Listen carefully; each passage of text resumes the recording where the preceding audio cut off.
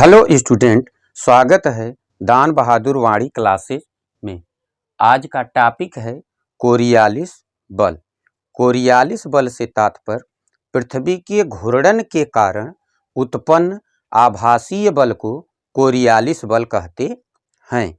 Coriolis बल के कारण हवाएं उत्तरी गोलार्ध में अपनी दिशा से दाईं ओर तथा दक्षिणी गोलार्ध में अपनी दिशा से बाईं ओर मुड़ जाती हैं।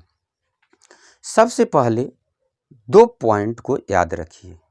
पहला पॉइंट, हवाएं उच्च वायुदाब से निम्न वायुदाब की ओर चलती हैं।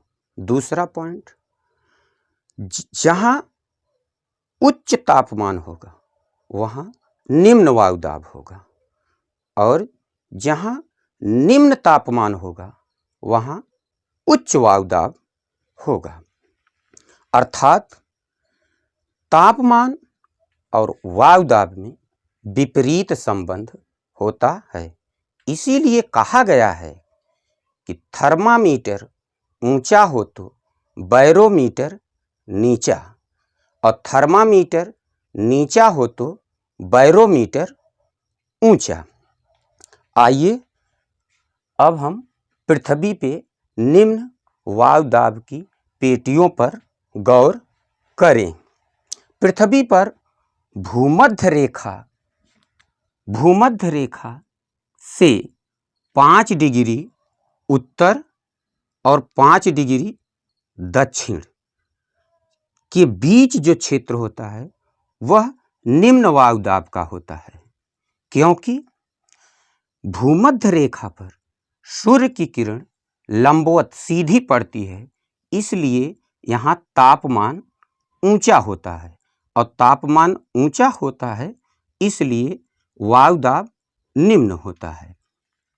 फिर उत्तरी गोलार्ध की तरफ 30 डिग्री उत्तर से लेकर के 35 डिग्री उत्तर तक जो ये पेटी बनती है वह उच्च वायुदाब की पेटी होती है।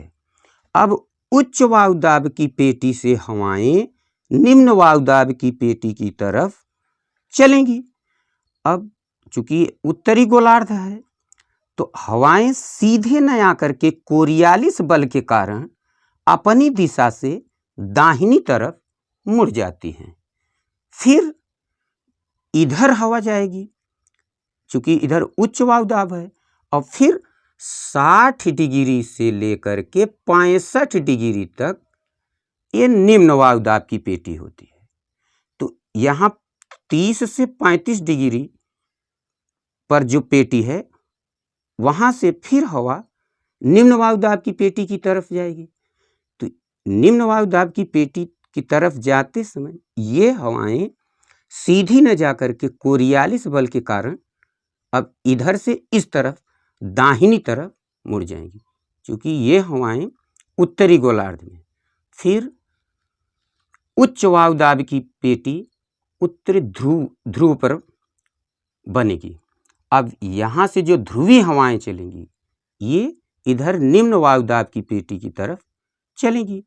अब उच्च वायुदाब की पेटी से ये चूंकि उत्तरी गोलार्ध है, हवाएं सीधे न आकर के फिर दाहिनी तरफ मुड़ जाएंगी। इसी तरीके से जिस तरह दक्षिणी उत्तरी गोलार्ध में ये पेटी बनी, ठीक उसी तरीके से दक्षिणी गोलार्ध में 30 डिग्री से लेकर के 35 डिग्री दक्षिणी गोलार्ध की तरफ ये फिर उच्च वायुदाब की पेटी बनेगी। अब उच्च वायुदाब की पेटी से हवाएं निम्न वायुदाब की पेटी की तरफ चलेंगी। तो चूंकि ये दक्षिणी गोलार्ध है, यहाँ पे हवाएं अपनी दिशा से बाईं तरफ मुड़ जाएंगी। फिर दक्षिणी गोलार्ध में फिर निम्न वायुदाब की पेटी बनेगी 60 डिग्री से 65 डिग्री तक। फिर ये उच्च वायुदाब की पेटी से हवाएं फिर निम्न वायुदाब की पेटी की तरफ चलेंगी। अब ये हवाएं सीधी न जा करके अपनी दिशा से फिर बाईं तरफ मुड़ जाएंगी, क्योंकि ये दक्षिणी गोलार्ध। फिर दक्षिणी ध्रुव पे ये चूँकि यहाँ पे सूर्य की किरणें तिरछी पड़ती हैं तो यहाँ तापमान कम होता है, उच्च वायुदाब अधिक होता है। अब उच्च वायुदाब से फिर ये हवाएं निम्न वायुदाब की ओर चलेंगी।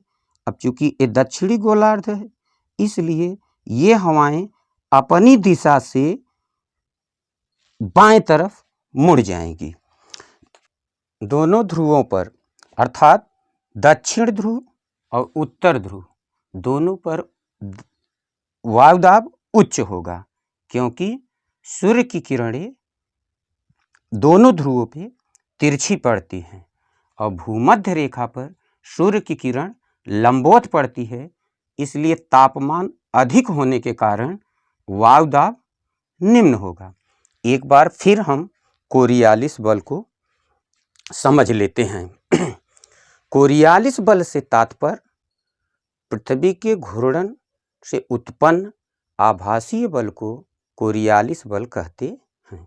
और कोरियालिस बल के कारण हवाएं उत्तरी गोलार्ध में अपनी दिशा से दाहिनी तरफ और दक्षिणी गोलार्ध में अपनी दिशा से बाईं तरफ मुड़ जाती हैं। आइए फिर एक बार कोरियालिस बल से तात्पर्य पृथ्वी के घूर्णन के कारण उत्पन्न आभासीय बल को कोरियालिस बल कहते हैं। कोरियालिस बल के कारण हवाएं उत्तरी गोलार्ध में अपनी दिशा से दाहिनी ओर तथा दक्षिणी गोलार्ध में अपनी दिशा से बाईं ओर मुड़ जाती हैं। इसी आधार पर फेरल नामक विद्वान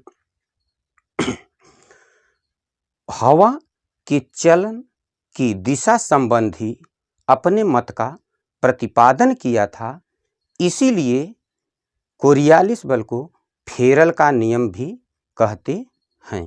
वीडियो अच्छा लगा हो तो चैनल को सब्सक्राइब और लाइक करें। धन्यवाद।